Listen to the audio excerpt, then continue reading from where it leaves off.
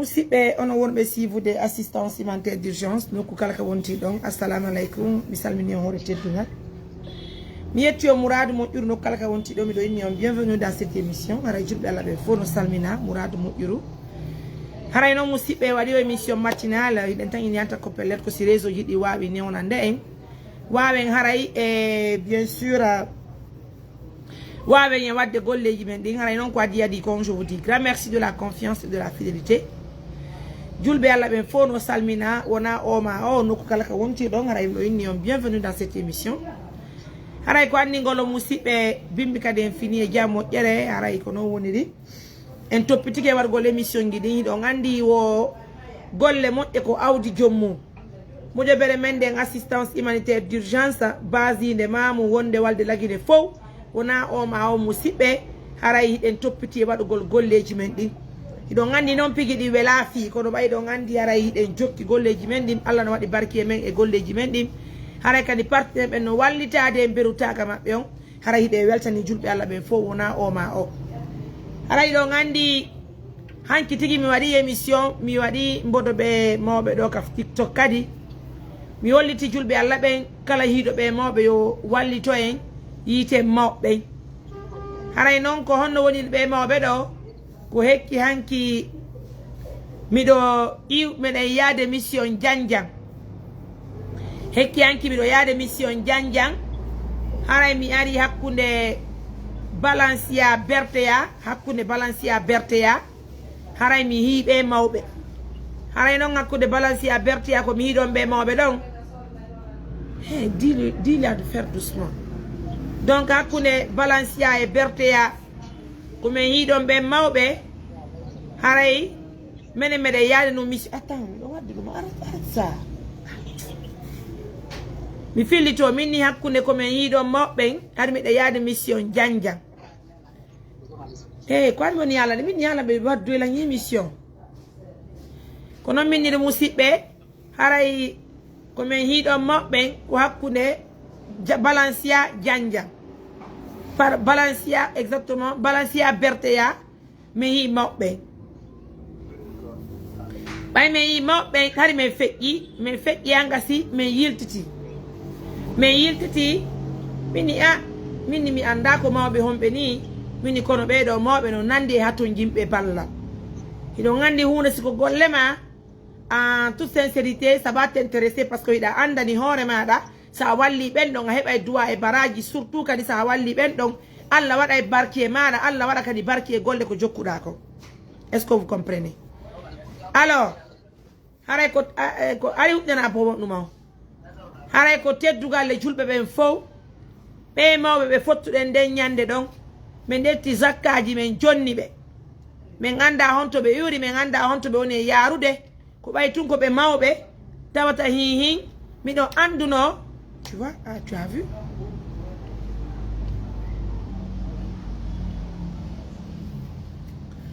Donc musidɓe haray ɓay min anduno nden ñande min inni ɓeɗo mawɓe ko gonga hande koɓe tawi ɓe ɗon haray ɓe soñji hiɓe maapi ɓe ɓitti mini kono no gasa. Haray mawɓe no mari famille on tini min inni alamu mara famille ministre o gasa so hi ɗum ɗo waɗi haray tuy en andu ko ɓittare woni koɓe heeɓi. min landi mawɓe min inni honto ɓe woni yaade ɓe inni lawoy ɓe seppi ha ko cerma sa to ɓe wi ɓe seppi ko woɗɗi woɓe fokkiti kadi ɓe anda ɓe haali inde hoɗo ko ɓe woni e yawgol ɗo. Kono haray de toute façon min itti zakkaji ɗi min jonni ɓe ɓe hollilan ɓe ñamali ɓe seppi yamɓe ɗonki minni joni komi faala ko gonga komi wonno ɗon hari place ala komi wonno ɗon. Kono pour vous dire quand je quitte Mamou, si c'est pas dans une voiture, je suis toujours accompagné d'un taximètre qui va aller vide. Fils si mi heɓi ɗin activité ji alors on va essayer d'assister la personne. Je sais pas si vous comprenez. Tawi menen meɗen e namasté. Namasté on heewi parce que j'étais en compagnie de Fatou et son mari. On partait dans sa famille maternelle. Donc taxi moto ɗimo mi wonni noon taw no hikkike déjà yeeso. Mi nodditimo min yo ar autant pour lui de revenir. Tawi malheureusement moɓɓe inni joni min accu kamɓe ɓe wawa yande hoore maɓɓe. Min inni baba acce mi walla on acce yaade. Je voulais même quitter la mission là parce que le vieux là était quelqu'un qui a ɓe hattoñine ballal Mouradou Moƴƴuru. Vous comprenez? Mais lorsque moi j'animais l'émission, en toute sincérité, je ne pensais pas que j'allais retrouver sa famille. Roi Sibeni wa golle moƴƴe ko awdi jommu. Sa waɗi ko moƴƴi a hette, sa waɗi ko ɓuri kadi a hette. Ɗon andi neɓama hollede wondema golle amenen ko golle wirtere. Alhamdulillahi rabbil alamina. Presque kala golle ko ɓe woni e huude kon haray julɓe Allah ɓe no hiide nafoore e fee golleji ɗi. Yo waɗu waɗa mo waɗa mit si woɗɗi. Vous comprenez? Miɗo tangini yanta ko pellet. Ɓe mawɓe ɗo yaltuɓe ka maɓɓe gila 2021 2021 2022 2023 2024 ko 2025 ni ko duuɓi joyi ɗi woni arde gila ɓe mawɓe yalti ka maɓɓe ari minen hari min anda ɗum ɗon fof gila duuɓi joyi ɓe nguure ɓe no ɗaɓɓutude ɓe mawɓe ɓe hitali ɓe mawɓe ko hande bimbi komi gayni julugo subaka joni téléphone ango no sona tum no sona eti téléphone mi yotide maɓɓe lawo ɓe mawɓe ɓe yii ɗon ka laawol ƴokkuɗon buuɗi ko kawu amen. Vous imaginez wo moƴƴere c'est à dire golle moƴƴo ko awdi jommum mes amours par ce que ñande men ƴeeno ɗen mawɓe meɗe wano feɗɗude hara men intéressaki e mawɓe kono men intéressé e maɓɓe kono pigi ɗin fof ko kodduri e Allah kadi ɓay men ittiɗi zakkaji ɗon men continue men jeejiɓe ha moɓɓen ko immi ɗon ɓeni lan a tiki tiki o nde kamɓe ɓe alaji ɓe ala habbade men o kamɓe on ɓe yeeyi mi jeejiɓe ha men mi wawali maîtrise ude ɓe fiyoɓe habbolan men yaada ɓeni joni ɓe seppay min pour moi si mi yeeyi joni mission on mi arti mi taftitaɓe ka hoore laawol kono malheureusement mi yitali ɓe komi arata ko ɗum waɗi hanki si mi landi yen partage vidéo ji ɗin ndaren sen hiita e mawɓe ɓayɓe ɗen hatojini e maɓɓe hay on sa men humpitaki hay ɓe gure mawɓe hay ko men yo men loota mawɓen men femba ɓe men darano men changera mawɓen ɓe ñaama hara wona ñaamugol le laawol e poore hara wona soñjaji les gens là sont compliqués kala mo a noddali ko problème pendant que toi même tu es en émission compliqué hein wow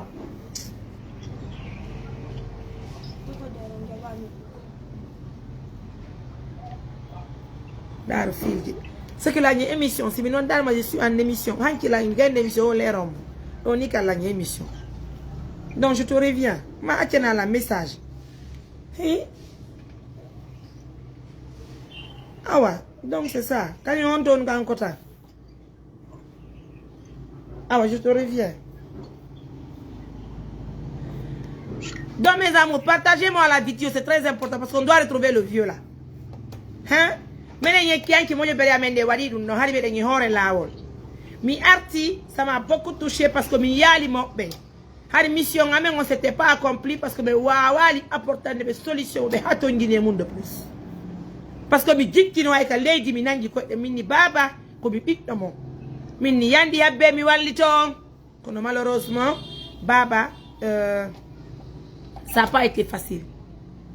vous comprenez donc hanki non mi waɗi émission min ni wallitelan mi ya ɓe mawɓe ɗo se ñi mawɓe jonnidiren juuɗe tambitoɗen ɓe mawɓe no gasa en ara yiide famille maɓɓe o est ce que vous comprenez hari en andale mawɓen ay gure maɓɓe nde ɗaɓɓitiɓe duuɓi joyi iyaaki ɓe min ni on ko bimbi ɗo le matin là parce que hanki mi wanno ɓe wallitolan kadi j'ai appelé les taxi mais malheureusement tay carburant là même ce matin c'est le problème là que j'ai maintenant ce matin là. Je veux partir, sortir, rechercher le vieux, même il y a la carburant, il n'y a pas de carburant. Vous comprenez? Donc, gila hanki me wan no fi yago la ita mawben, hani men anda fi pe ngure mapbe ne fiu. Ko bimbido, dès que j'ai fini la prière, j'ai vu des appels manqués. Tay nyam mi de ko shimini habbe la mi do mi notta on joni. Me notti la beni wondema, haray ko kawu mabbe joni non. Bay haray kanyu noddu be la be ka ligne, akke mi nodda be do falto ndiren be yowta en. Ko honno woni ko ɓe iwrito ko honno ɓe woni ko nawniri si tawi woni ɓe nawni faltoniren anden ko honɗum wate wadde no hitire ɓe mawɓe no tangini tun ha ko pellet si golleji ko wonɗen e wadde kon nafaali woɓɓe haray no nafude woɓɓe haray piigi ɗiɗi we laafi acce hakke hara mi noddana en ɓen ɗon faltodire. Assalamu aleykum. Aleykum salam wa rahmatullah. Na laato on tawna yito mon go miɗo waɗi on ka ligne lan ka émission ni alhamdoulillahi ko no makete ɗo min miɗo wiye Mouhamadou Koulibaly.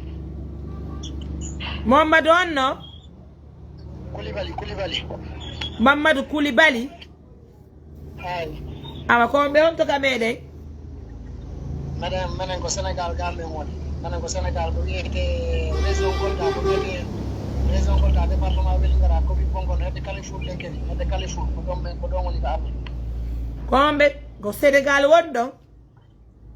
Sénégal nden woni ay ko arde numéro Sénégal so nodiri on ko Sénégal ka ɓe yimmi ɓe yeeɗo mi andi komɓe sénégalais ɓe ka kon guinéen ɓe min yumma woni Guinée kono ɗum on ko ɓay ko ga ɗon ɗi yumma ko sorangi uno laggine ari ga mama soromon ko laguine ga iwno yeey ton laggine ga i ton ha mama soromon ko no makete ko Yaguba Diallo na Yaguba Diallo mama soromon ko Yaguba Diallo innete Yaguba Diallo ko yuɓe Kubiya Safa mama soromon ko Yaguba Diallo iwɓe Kubiya ko wiyete Safa ɗon ko wiyete Safa ɗon ko wiyete ko ɗon Yaguba Diallo Kubiya Safa haray ɓe yeyi noon Dakar bureau moɗon ko sénégalais ɓe ka ko guinéen ɓe ɗanno bamaɓe fof mantiɓe kono ɓeeɗo ɗo ko ɓeeɗo ko denɗantiɓe am ɓe kawiraɓe dendiraɓe am non abbe la min na ɗum ɗon ay ara joni mo abbe faltodire waɗa on étape par étape yafe nani min ni bureau mon ko sénégalais ɓe ka ko guinéen ɓe gaɓe heɓa ko baɓe mabɓe wono laggine toon gaɓe heɓa kam bureau mon kadi ko ɓe mabɓe wono laggine ko toon ɓe heɓa bureau an ko gaɓe heɓa ba mabɓe wiyete Yaguba Diallo on woni soran ko kanko gaɓe heɓa baɓe gan noon kanko ko sénégalais kono ko pullo Sénégal ga gonga haray ɓeɓe wona yehide kam mbodo ɗo ɓeɗo ko honno makete holluɗon ɓeɗo ko Algasimou Camara ɓe makete ko noon tigui woniri ko noon ɓe holliri men ko Algasimou Camara ɓe innete men ga Algasimou Camara ba mabɓe no make Alaji Saliou Camara ɓe mabɓe makete ba mabɓe ko laamu kumanti wonno ga tan laamu kanko ko kamɓe laamino ga ɓen mabɓe ko ɓiɓɓe laamu wiyotono ko ɓiɓɓe laamu ni ha joni fami mabɓe woni jargaji amen min ka saare amen ga donc ɓeɗo ko sénégalais ɓeɗo ko sénégalais ɓe ka ko honɗum mi famali ko sénégalais ɓe pir ko sénégalais ɓe pir kamɓe min e mabɓe ko babiraɓe mabɓe ɓe babiraɓe wigoɓe ɓe kawɓe e min e ɓen woni dendiraɓe reedu donc ɓeɗo ko sénégalais ɓe ni sénégalais ɓe kono ɓe haala e pular de ko pular ɓe minen ga Sénégal pular région Kolda on ko pular pullo futare laaɓuɗi ɗum andi mawɓe on fama tan wiyeno Sékou Touré koɓe jogono ɓe ari ga heɓoɓe essence yettode mum waɗi ɗum andi ko noon woni kono fof ko laggine kono noon ɓay ko Sénégal ga batora hayɓira kayɗiji andi fof ko wiyete ko sénégalais sina ɗum ɓeɗo kadi ko laggine kamen ga iwri honno ay no wawi mamaji ɗi ko tonguiji mawɓeji ɗi ko tonguiji taw kono noon joni ɓay ko gaɓe basi fof ɓe jibinama ga fof woni ga fammi fof heeɓi kayɗiji Sénégal galleji heɓama ga fof woni ga andi men woni Sénégal en ɓe joni min ino nan ɗo yiɗen halde mi meeɗa tippude laggine mbiɗo yiɗi ma mbiɗo waɗi rêve yagol to mi meeɗa tippude saabu oɗo noon naɓaylan ɗo sella jaaɓi naɓaylan ha ko ma mamu si Allah hawlan ɗo mimi jaaɓi joni noon minen ɓeɓe on ɗon yehide ɗo ko hekkiyanki min fotti e ɓeɗo tawi meɗen yaade mission janja min dari min okkori ɓe zakkaji komin jonnano kon partenaire ɓe amen min ko hewtini koñe amen mi jeeji ɓe an minni ɓe accumen yaada kono ɓe inni yo mi habbo ɓe yaay ala ko mi jeejal ɓe fiyo ɓe habbo min arda mamu min entretena ɓe min change ɓe min entretena ɓe ɓe wona ka amen ma min ɗaɓɓa ko ɓe wona han ɓe hiita famille maɓɓe on kono malheureusement ɓe jaɓali ɗo ni mi anda honto ɓe hittataɓe komi jooɗi ɗo ni mi anda honto ɓe hittataɓe carburant le ala mamu nga fiyo allo oui yimɓe yi fof ko joɗɗo nanguɗon koyɗe maɓɓe wiɗon o nangga e tongal ngal on ɓe jaɓani fof min dettuno e dongal maɓɓe ngal kono ɓe jaɓaali mawɓe ɓe sellani joni noon ko ɗum men faala ko yon wallu men min waɗa programme e yana ɓe depuis hino ɗo ɓiɗɗo moɓe hawti nene e baba ɓiɗɗo mum no dari ɗo habe mi jenna o yoɗi kono ngala woni faamude minen wona minen ngari déjà min huuwi golle aminen wona hanki min falno yidde mawɓe ngari min anda e fawi maɓɓe on nono suivre émission ji amin ɗi ko bimbi ɗon noddiɗon men kono malheureusement ɗo ni mi yalta mi ɗaɓɓita ɓe ay ko golle amen kono mi anda on to ɗitta maɓɓe par ce que ɓe perdiri la mi anda on to ɓe yaari mi anda komi yi vidéo mon o sa vidéo mon o Allah no seedi min hay ga mi haal wi mi anda no ɓeɗo ɓe looti par ce que mawɓe mbattorogol ɓe ni yombani mawɓe koɓe mbattorogol ɓe on yombani jonno ɓe alawji ɗo nomo wawi haldude maɓɓe ha o yotiɗi no yotti ɗo mi ha o ƴetti sakaji mum o hokkiɓe piji ɗin ko Allah wosiɗa e fi Allah Allah no fiima kala ko yiɗa Allah subhanahu wa taala o waɗi Allah watta ko hana par ce que ko moƴƴere ma nango yommaɗo eɗen tanginino ɗo si min yahano min filmi ɓe ɗo mawɓe min holli adna Allah fof ɓe mawɓe ɗo yiyataɗo ɓe mawɓe non ko siɓɓe mon ni ka joni an jondu men faala jaajo joni ko min faala ko on wallu men no yirnoronemo toon min waɗa feere min yanam kono ko si min yiiɓe ɗo ni ko émission wonɗen e wadde mi waɗi photo maɓɓe o kala hiiɗo ɓe mawɓe o walla miya mawɓe gila hanki ari meɗen hoore ɗum ɗon anndi ko gasa o noddino men wo hara min entreteni ɓe mawɓe men dankoriki ɓe wa baba amen en toute sincérité ko ɗon no faale an on kono mawɓe jaɓali mi maîtrise aɓe kono ɗo ni mi noddi kadi joni taxi min yo aro wallalam mi yalta kadi ka burure mi yaaɓi ɗaɓɓita ɓe ɓay mi anda kono ɓe burure mi yiyata ɓe mi anda wallahi mi anda hanki jam depuis hanki jam 1 heure et 0 heure mbiɗo noddama ɗon andi min kadi hakke famude ɗon so tawi woni mi golliya e 23 heures 0 heure haray mi wata nangude ka téléphone no mbeya kono min kadi ko mami fawto andi ɓa yaari yon andi ɓa men min anda ko ɗum waɗi min dérange on ɗon o yafoto ka dérange ma kono noon golle mon ɗo yo Allah waɗu barke majji Allah mo amin Allah waɗu barke majji Allah mi ñaagui subhanahu wa taala barke alqur'ana mamiraɓe men ɓe tawno yo Allah nawru golle maɗe yesso Allah hokke gacci e garde golle maɗe Allah mo amin ye yo Allah okke ka wawa nafude nafa ɓiɓɓe ma ha tamiraɓe ma yo Allah wurne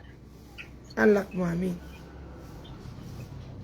mbeɗa yiyamaɗe weltorima hay ko yahi waddata e Fatou Diandiang koko addata Fatou Diandiang ha o koko wadda piiji makko ɗennabo makko koko yaadɗon e ɗi lumburɗol ngol cangol ha ɗoɗo ko maɓɓe mbeɗe dardema jaaji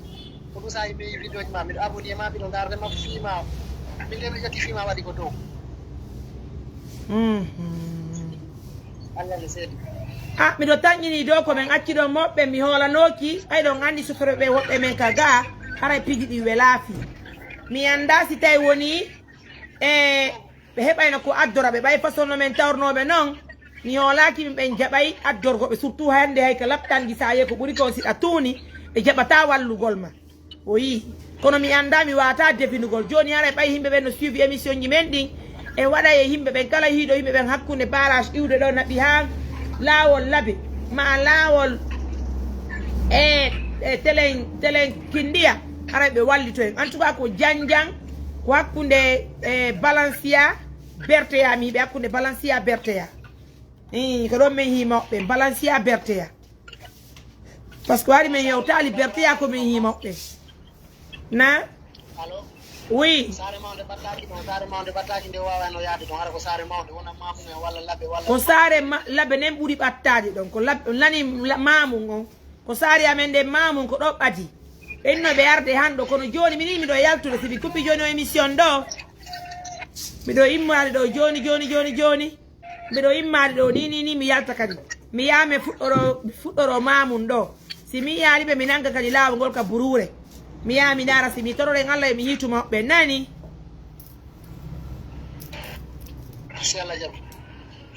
awa haray in ɗo hombo no ɓadi yon ɗon in ɗon iɗo wondi ɗon yombo miɗo wondi ɗo e ɓiɗɗo neno goto ɓiɗɗo neno goto makko reydureri hino mo ɗo dari moyto ɓiɗɗo neno goto makko reydureri ha boy mi jennaw yewti ɗo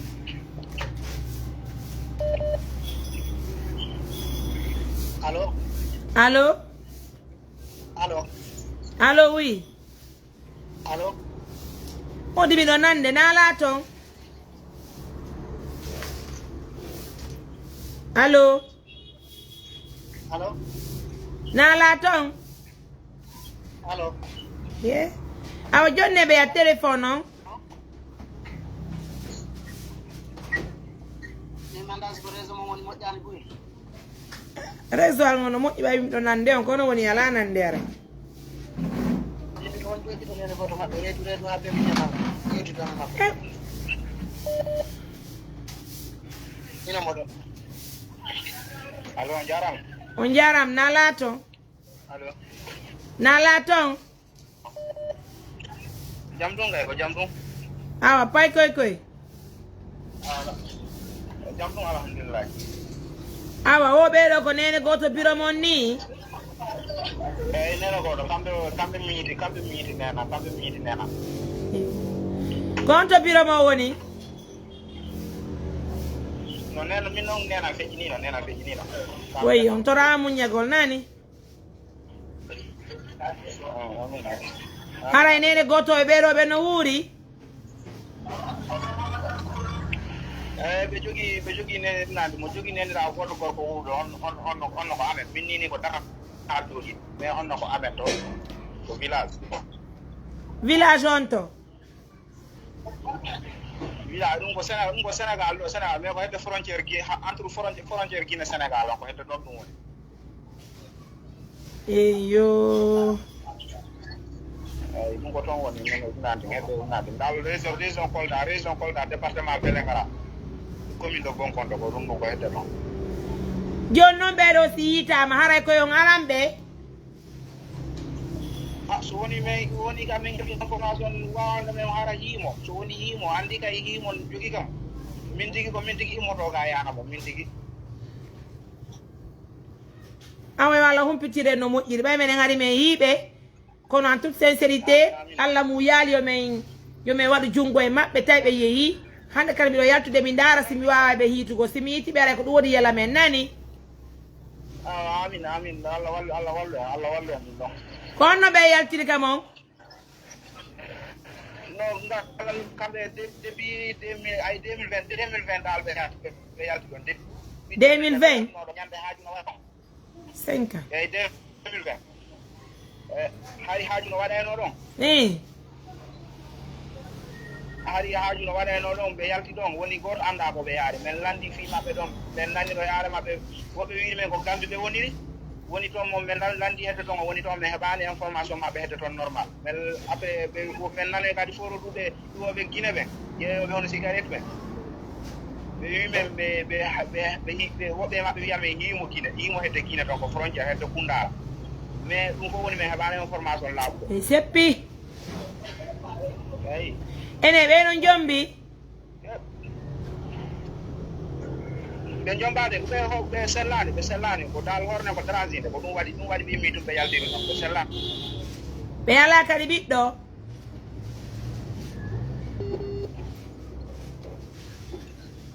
na ɓe sellani ko horne ko transino depuis ko Gambie ɓe wonno gollude depuis Gambie ɓe wonno ko ɗon ɓe wonno gollude tawi ɓe gollano ɓe ɓanno ministre ɓe mara ɓiɗɗo ma golle mbiyano otoji ɓe naɓa Gambie yeeya ko toon ɓe heeɓi probléme o ko Gambie toon heeɓi ɓe quoi ɓe mara ɓiɗɗo no ɓe mara ɓiɗɗo e Allah wayyo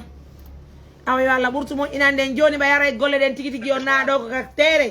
joni acce mi yaami prépare o mi yalta mi yaami dara sen yiita e moɓɓe nani awa probléme joni nde inno so woni ɗum heeɓi information o yiiɓe min ka ñande wiɗo na yiiɓe yo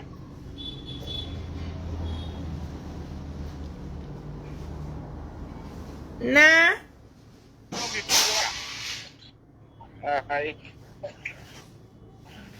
awa ella o ala yo Allah ɓurtu moƴƴinanden joni minen yaltude ɓen dara simen yiyeɓe simen hiiɓe ara e humponira e nani ara e ɓurtu ala yo Allah ɓurtu moƴƴinande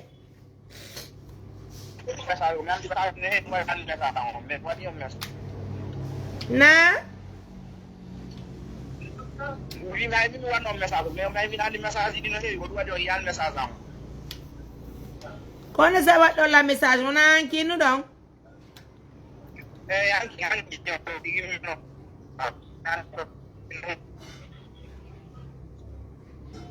ama joni yalla humpitire no moƴƴiri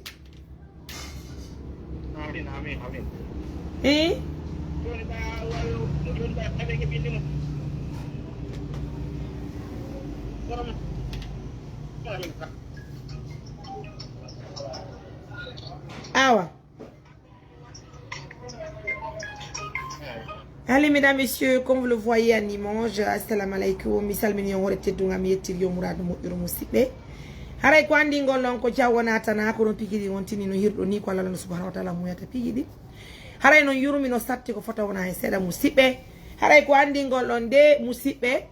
ɓe babira e meɗen ɗo ɓe Allah muuyen hawrodire muɗum yewre lawol ngol haray hande Allah subhanahu wa ta'ala newnani yen yiitu ɓe guure maɓɓe nden ko kamɓe tigi woni ko noddi hen ɓayiɓe sifude émission ji men ɗi haray noon yiɗe weltani julɓe Allah ɓen fof ko tawata kon tuma Allah fini tuma finuɗe tuma ñallal woni wo finuɗen hihi en fotta e moƴƴere tawata hihi en wona saabu nden ɗo moƴƴere wawa andade hihi modi en woɗɗitani goɗɗo ande on tiniɗo ande hikka ɗo ko ni Allah muuri wonde hiɗen hen ɗo yimɓe wona o sagata nawɗo ka meɗen mamum ɗo ha joni mo yitali famille mum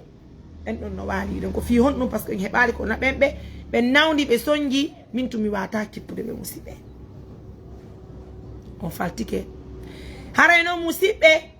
en ngal ɗo en yii mawɓe ɓe walluɗen kono malheureusement en ɗacciɓe ka laawol ko waɗi noon mi tuubuno mi jeeji mi rutti min mi wallitela yo baaba mi wawa yaadugolle moɗon haray no hande miɗo wondi e maɓɓe kono malheureusement mi wawali maîtrisude ɓe ɓe nangi laawol ɓe yi ko hande bimbi ɗo ɓe gure maɓɓe nen no dimmi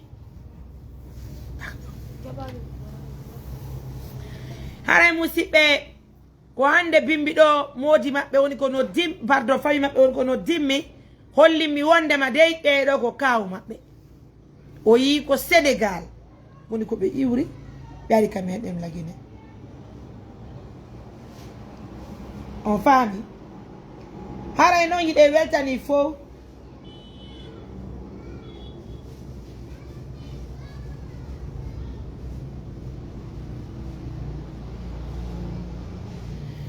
donc haray courage à tout le monde, bonne chance à nous, surtout courage à la famille. Toroden Allah yeyi tout mokbe. Haray c'est pas une chose qui est facile, hein, excusez-moi.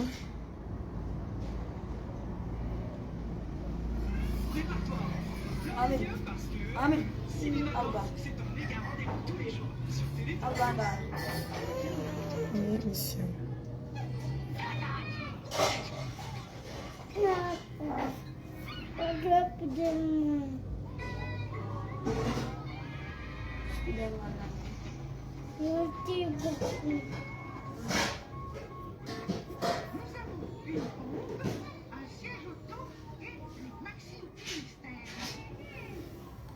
Allo, oui, assalamu alaikum.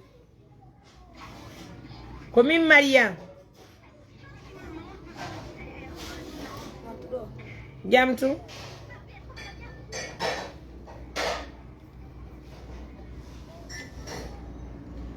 Ami mino jira on fiɗ waɗi ko mino jira ko inu gol on ndeñande ko yawnude ɓe mawɓe ɓe mi fottiɗo ñamum ka laawol famille maɓɓe on no diilan ko Sénégal ɓe yiwri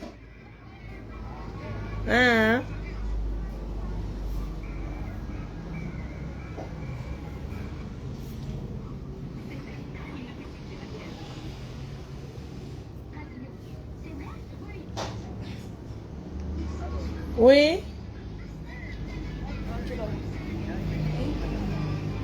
en no Sénégal ɓe noddan jonno min mi yitali mawɓen kaw yanila mawɓen ka saare ga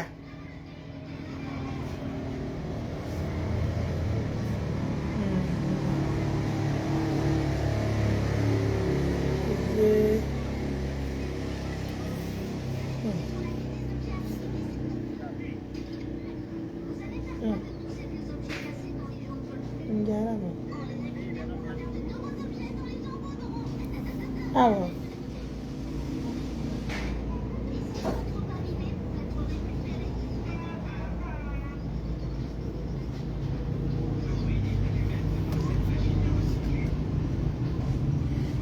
voilà donc mes amours on va essayer de partager la vidéo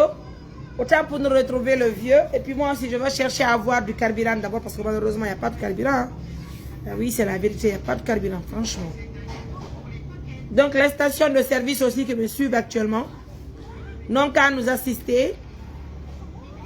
pour vraiment trouver solution à ce problème qui est posé là. Parce que je ne peux pas quand même faire des courses s'il n'y a pas de carburant. Donc, ça, c'est compliqué. Donc, il faut partagez-moi la vidéo. On va voir si on va retrouver le vieux en question. Donc, comme je le disais tout à l'heure,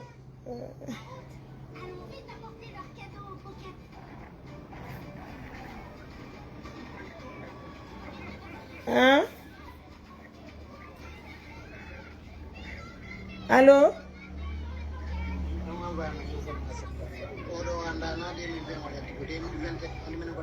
Allô? Ida mari karbira nga moto ma?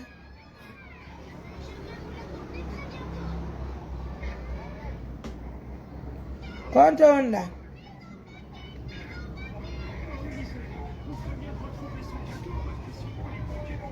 Ondo?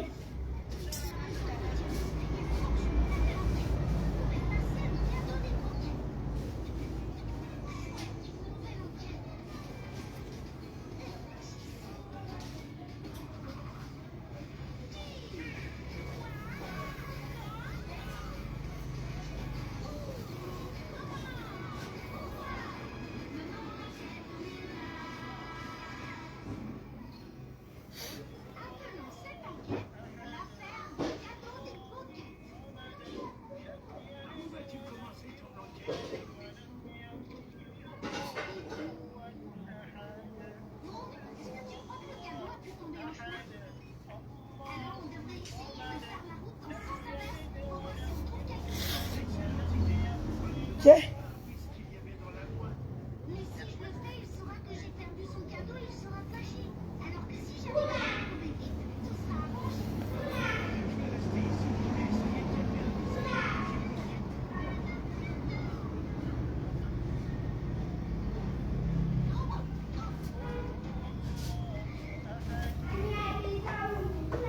Con rồi đây jam.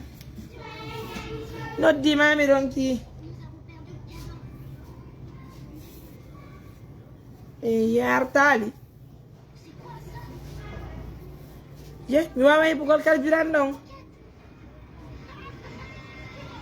Non va mi na gasoil, mi do fala menasa ko to don kadi yana lan telen kala wol monton. Be mo be do mi do fala la ko lo mo be na waddi ni direct fi mabbe goy. Imo be yino yekki anki mi do yare mission janjang. Nous avons voulu l'assister mais assister une partie mais c'est un papa vraiment il be jaka yebi dubi jogi la be yalti Sénégal fami mabbe on labbiti yaron ki yali be donc hande bimbi do aray bay mi jabuno mi cifalno mobbe ngabo men arda han kono malheureusement j'ai pas pu ko hande bimbi do aray fami mabbe on noddila wo ko kaw mabbe be yaltino gila hanne bi dubi jogi la be yalti Dakar o benno mo mi wona ko so ko hakune Balancia Bertea mi hakune Balancia Bertea jonno mi anda say bay no berde amamu me yara set labe madum telen gaaw joni aray ko wala ko reta ko yaron dara so en cas o yiri be telen ton quoi ah wow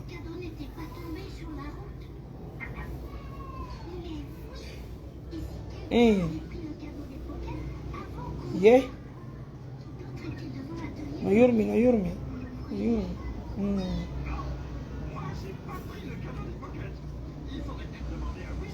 yeah, c'est pas prudent en soirée, on peut pas. Non, on peut pas, c'est risqué de prendre la voiture de quelqu'un, c'est pas bon.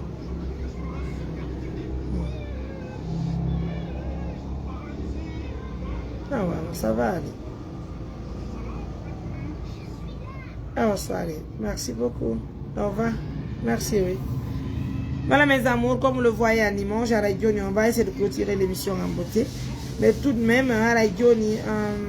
on va essayer de voir, partagez-moi la vidéo. Puis, wara yitu golbe do mo be ka barrage ka meden do e ngana toute sincérité compte be woni hande kare ko no woni golde be yattu go kadi logo fula c'est que je sais pas fula soji di nane go ni do wo hure kaba mais menen ko men hiber men yo tali hure kaba de ko Balancia men no be titi ara ha hure kaba to haram yanda en cas si tay woni on yibe wure kaba kadi bay do mari numéro ngon veuillez m'appeler s'il vous plaît pour me dire que be wure kaba non on va aller nous chercher à wure kaba men adda be do men entretena be men dara no fay mabbe on artira arana be inchallah haray en tout cas e weltani julbe Allah be fo non seulement on nouvelle mo hendi den do yigol famille be do be yalto be hebi jubi joy haray c'est pas facile continuons à travailler c'est Allah qui va nous aider c'est pas une autre personne encore une fois de plus prenez bien soin de vous au revoir.